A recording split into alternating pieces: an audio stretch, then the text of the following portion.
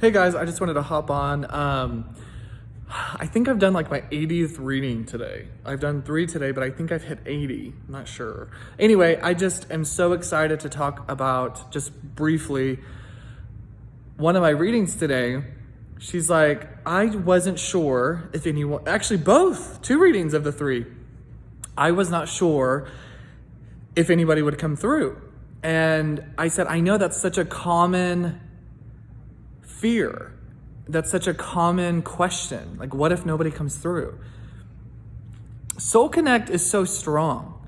So your grandparents might come through, your friends might come through. Like in a reading, I have 3 to 10 people always come through. Of course, if you're more advanced in life and you have more losses, you can believe that they'll come through. So I'm going to encourage you to try not to have the fear of somebody coming through, because that's never been a problem. I've literally never hopped on Zoom or done a reading in person and people have been like, it's quiet, crickets, sorry, you gotta go, bye, I'll refund you. Like, that's never happened. The problem is shutting it down, getting them to kind of chill out, getting the, kind of coming down. And then the other question is like, do you feel exhausted afterwards? And it's like, no, I feel alive. I feel great. Like, I feel like they're off of me. And I feel like,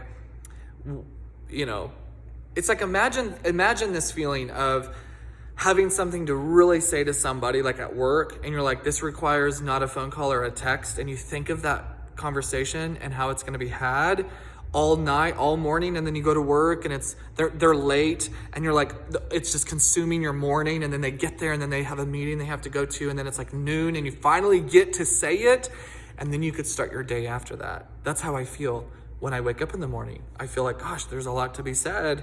There's a lot of I don't know what it is, but I feel the pressure of having to say some things. And so I don't. But then whenever I do, and then it's over, I feel like and you don't truly have to understand how this works, but I love being able to talk about it. It's literally like feeling like it's just information that's in your head. It's just, it's not that I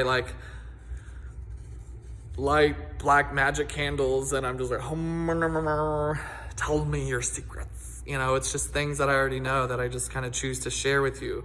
And then I get all the time, has this been always a thing?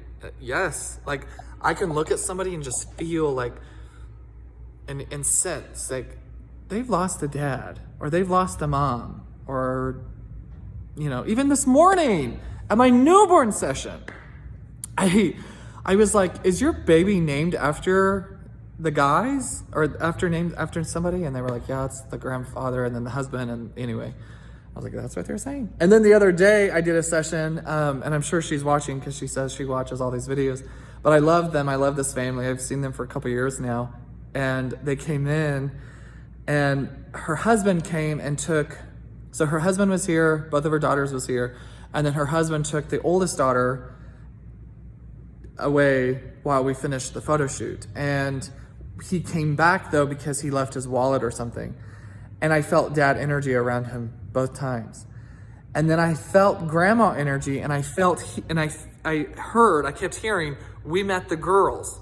And so it was so funny. I went to the back to get a cake stand, and they were bothering me so much that I was like, okay, I have to ask, do you have a grandma that's passed, because she keeps saying she's met the girls? And is your husband's dad passed away, because he wants to talk about how different of a parent he is than he was, and he's super grateful that the girls have softened his heart, and blah, blah, blah, blah, blah. And so she's just like, yes, and yes, and yes, my grandma actually passed before I was even born. And so the fact that she said that she's met the girls is a big deal for me.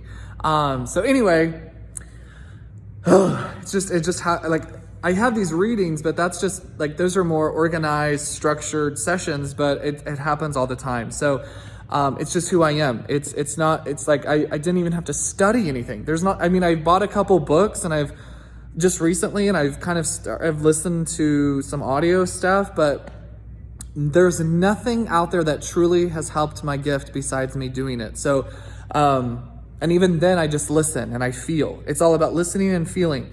And one other thing, and then I'll let you go. I had a reading today and her dad came through, but he did not speak English.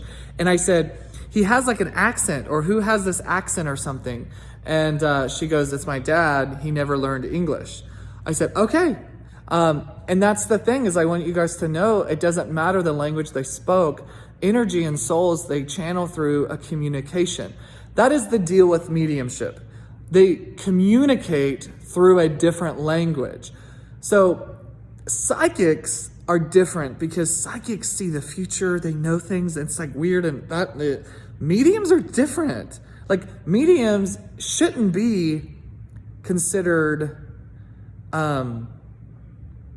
taboo, because it's not that I don't have to do it, and it's like specific stuff. Like, they show me scenes and imagery, and sometimes, and it's not about being right. Like, sometimes I'm off. Like, sometimes I'll say something and it's off. Most of, it's okay. Like, I'm not trying to do this to be right. I'm just conveying this communication. It's just like Spanish, or English, how some words have different meanings and some words sound the same, but they're spelt differently. It's just like that communication.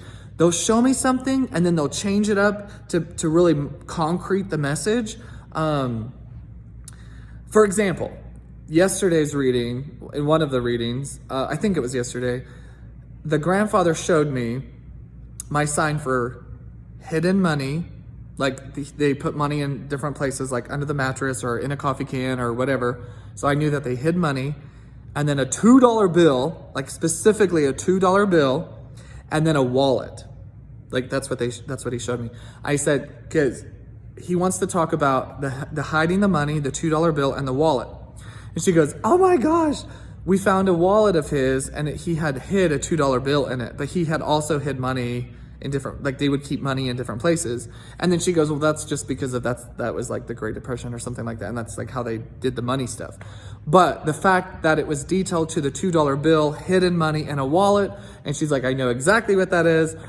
It's not like he said to me verbatim, like I'm talking to you, talk about the $2, that's not how that works. And so sometimes the signs and symbols may be a little different than the actual story or the message or whatever. It's also within my frame of reference. So sometimes people will come and see me and they'll put something in their bag and they'll be like, in their head before they get here, I wonder if it can pick it up.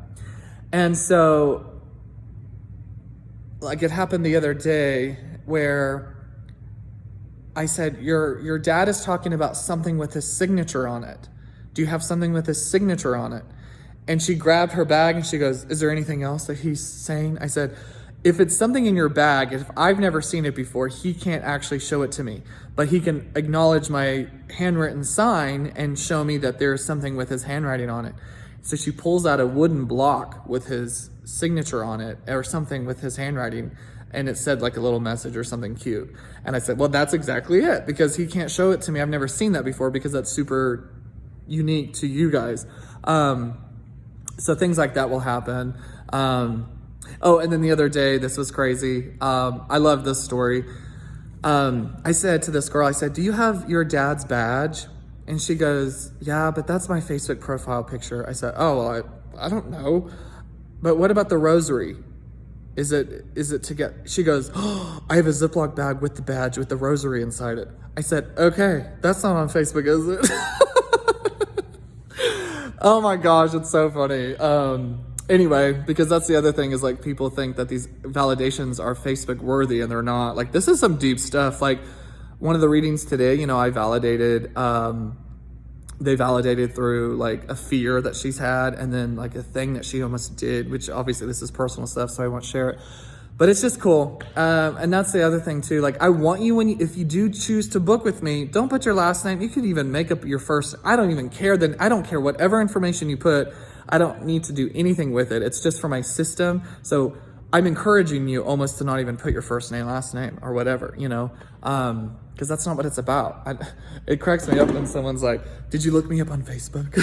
I'm like, no. Like, and it's like, when you experience a reading, you'll be like, yeah, there's no way in hell, like, you got this information from Facebook, because I don't talk. You talk about going to Taco Bell, you talk about somebody's birthday, you talk about, the car pickup line at school. Those aren't validations. Like, those, it's so funny because those are things that we don't even care about. We as in me and them, you know. They talk about like some deep stuff, you know, that happened when you were 12 or whatever. They also show me how they die. They show me if they showed, you know, they'll show me if they died in the hospital, on hospice, in the nursing home.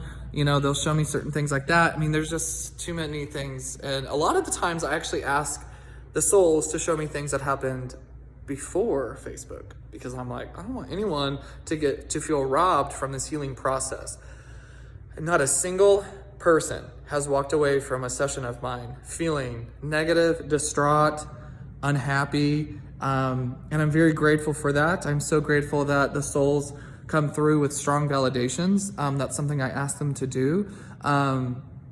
And I allow myself to feel that. I allow myself to see those things. So anyway, but it's just really cool to communicate. One more thing, I promise, I know I keep talking. But do not see a medium just because you're intrigued by it. You have to have great intent behind it. You can't just be, I'm intrigued and I want to see what you could do. It's not the same than if you need it or if you want it, you know, or if you're being pulled to it, that's when you need to do it. But if you're like, how does this work? If that's the only reason, I would recommend not, because chances are you don't have loved ones who, one, you probably were even close to come through with strong validations. Because the problem is, if you're coming to me and you're intrigued and you've only had a grandparent pass away or that era of life, they're going to come through with validations that you won't know anything about. Your parents would, so you need to have your mom come along, and then the reading's going to be about your mom or your dad, you know, like, so just be careful when you do schedule with a medium, because otherwise the reading sometimes could be a waste for you, and not everyone is ready for a reading. So I'm only saying that because it's not that it's bad, it's just sometimes we haven't done enough processing or grieving on our own to even feel like we can communicate to the other side. Or if you do feel like you need that to be able to continue the grieving process, then I highly encourage that. If you need just someone to validate that their presence is around you, and with like several validations, it's not just one, it's not like, do you have white hair? You know, it's going to be a plethora of things to go over. Anyway, I could talk all day about this because that's so exciting. And it's just one of those things where I'm raw, I'm open, and you know, I even tell my group readings, I'm like, I'm not doing this to be right. Like, I don't care if you think, I don't care what anyone thinks, I'm not trying to do this to be right. And so I just, you know, your job is to help me kind of connect and make me, like, I'm like, why am I seeing grapes? Well, when we were kids, we used to step on grapes with my grandfather, and that was our thing. I mean, so like, I don't know those things, so you have to show me why I'm seeing grapes. But that's like simple stuff, but usually they'll make me feel all the emotions, make me feel all the things, and we just talk about it. We just talk. That's all this is a conversation, okay? That's all it is. It's just a conversation. Just a really deep conversation. Anyway, I hope you guys are having a great day, and I will talk to you soon.